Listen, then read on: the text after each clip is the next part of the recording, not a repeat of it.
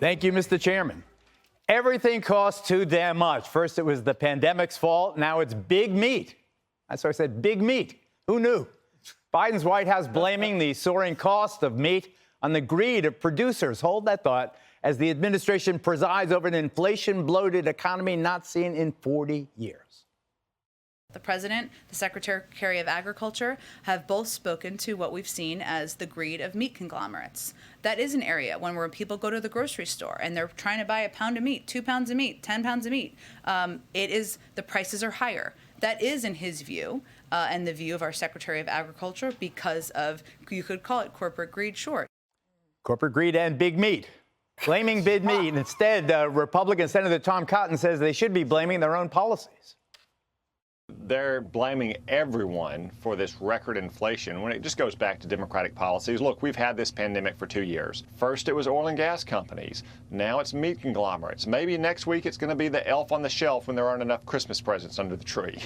So who is your boogeyman when you were running successfully for DA? Like, how did you portray the Democratic rival? I always portrayed the rival as someone who was soft on crime. But, you know, it really wasn't about them.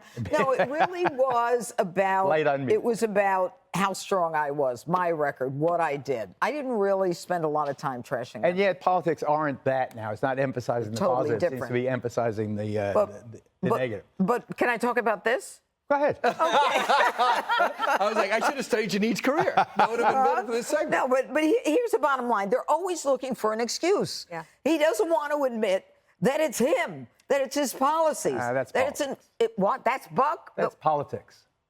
That's not politics. You That's always blame the other guy. No. We've got $3,500 that the average American family has to pay this year just to survive compared to last year. Last year was a really bad year. You know, the pandemic and everything else hit. But with Joe Biden in there, he keeps putting money into the stimulus, into the, infrastructure, this and that and the other thing, his so-called Biden bipartisan infrastructure. And the bottom line is that with inflation, that's the highest it's been in 40 years, and we're at, 6.9%? And he keeps wanting to pour more money in, and that means your money's worth less because there's a lot more of it. But I want to stick with political stereotyping, Dana, and the Reagan administration. Remember welfare queens? He portrayed a whole class of people who became the enemy of Republican voters in a very succinct way by focusing on one purported welfare queen, and the story didn't even pan out, but it was very effective politically. That's what you do to your rival. Don't you define your rival, in this case, big meat? Big meat is something people can remember. But they're making up a rival, right? So, like, big meat is not their rival. Right, the rival is the Republicans, but it's also the fact just that they have 69% of people in the ABC poll saying that they disapprove of the way the Biden administration is handling inflation. That's a huge wake-up call. What else could you get 69% of Americans to agree on today? They agree on that. So what happens? So a progressive group puts out a poll-tested messaging and says, here's what you do to fight back. You just blame all of the private sector for being greedy. And they tried it with the energy companies. Now they're trying it with meat. Now, I'm not saying that there isn't a problem, especially when it comes to the producers, like the cattle ranchers. That is a problem, I do think, and that's one of the things that both the Trump administration and the Biden administration are looking into. But when it comes to consumer prices, all these other things fall into it. You got to get the cows to market. You got to get the trucks fueled. All of that stuff adds up. Packaging is more expensive. The supply chain, all of that happens. But if you ever wondered how the Democrats all get on one page, on the same page, and they're all singing from the same song sheet, it's because you have a poll-tested thing that goes out and says, greed, that's it, let's talk about greed. So every morning, today's headline was big meat. My last thing is that their problem is, initially they said inflation wasn't happening. Then they said it's transitory/temporary. Then they're saying, well, it's going to get better right after the first of the year. Now they're saying, actually, it's the greedy meat packers. It's so funny how the issue has to hit exactly right for it to be the economy. So it has to be the economy at that moment. Yeah. I mean, for it to be the pandemic, whatever, it has to be. And it just seems it's such a roll of the dice to the last day of the election. Do politicians ever take responsibility? No, if you're a good one, you never take responsibility. I did. You did, but you're a judge. And if you're a politician, I was a DA too. Okay, true. Well, you know what? You're perfect. As Nancy Pelosi yeah, that makes you and me perfect at this table. The perfect couple. Not a couple. Okay. Dana Dana said something, and she's right. The guy at the supermarket, Geraldo, with the little gun, the price gun, he shoots it on the meat there. He gets a note from Big Meat every week with the price of the steak's going to be.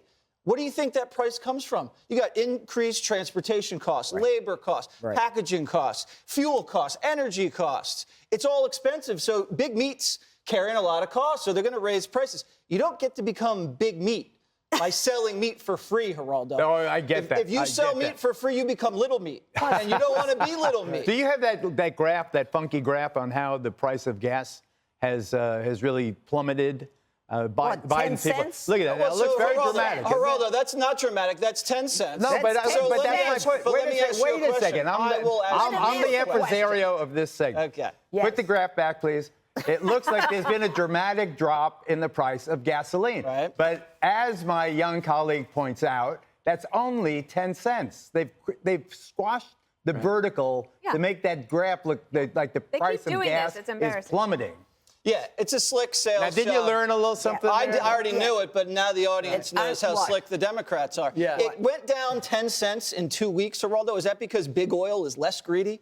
No, because Omicron has all the oil traders bidding the price down. By the way, down. with Big Meat, I don't like the idea that John Dutton from Yellowstone is raising prices like that. It doesn't fit in my head. Yeah. It just doesn't fit. I have not seen Yellowstone, but I would say this. Meat is not even the biggest problem. It looks like used cars is up 31%. Yes. Gas is up 58%. Meat is at 13%. Right. Then you got furniture followed right behind that, jewelry, electricity. They say that So it affects everybody. And as you mentioned before, $3,500 per family. I get it. So what you do is you don't have to have all the answers, but you have to try. And the minute, I think you just diminish your argument when you set up somebody as the fall guy. In this case, it's corporations, Big Meat. Then we did corporations, Big Oil. And you don't have to create an enemy. The other thing is, and no offense, but the press secretary should not be answering complex economic problems. Have the Treasury Secretary out there. No, that's the a Labor problem. Secretary out there. Can I tell you something This way how you that don't get works? Big Meat statements that people mock for 24 hours. I would like to have an expert that knows more than the reporters out in front. So Why not? let me tell you what happens. When the economy is good and you have good news, you can find anybody from the Treasury Department to come over and do the briefing. As soon as it's tough, they're busy. They can't show up. Let me tell you something that happened the fall of 2008. And I was learning what a credit default swap was every single day. But I'm sure you signaled to the press corps, didn't you, what the story of the day was? I remember when Jimmy Carter was president, and I was in Latin America covering his trip to South America, and somebody ran through the hallways at 4 a.m. The story is Amy Carter. The story is Amy Carter. So everybody wrote about Amy Carter that day. It's just the press can be easily steered to cover the Big Meat angle. Not anymore. Geraldo, just you say Big Meat over and over, it doesn't make your meat bigger. They I'm call so me glad Big we're Meat. not- They call me Yeah, just read. Hey, Sean Hannity here. Hey, click here to subscribe to Fox News YouTube page and catch our hottest interviews and most compelling analysis. You will not get it anywhere else.